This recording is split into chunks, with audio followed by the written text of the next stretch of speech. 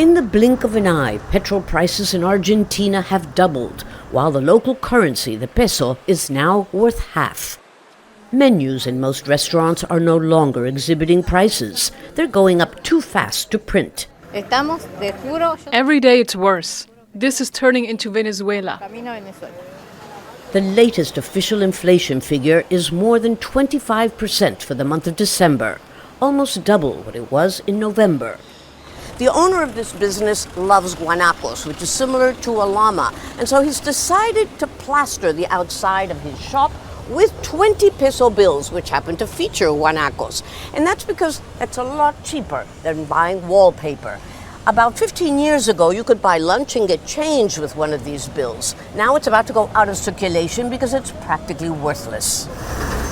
Yet one thing remains stable: the way to buy and sell real estate. Prices are all in US dollars, as they have been for decades.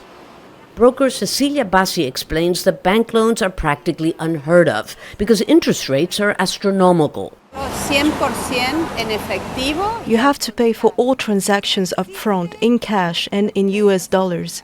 It's a widespread practice. No one would dream of buying or selling property in local currency.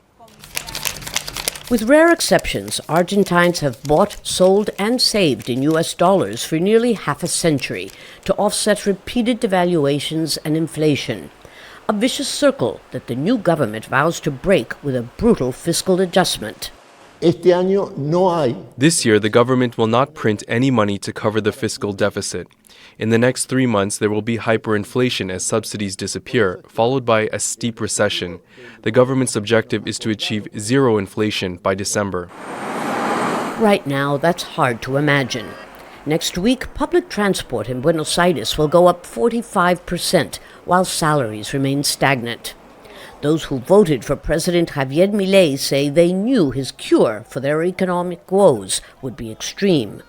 What many aren't sure of now is whether they can withstand the medicine. Lucia, Newman, Al Jazeera, Buenos Aires. Make sure to subscribe to our channel to get the latest news from Al Jazeera.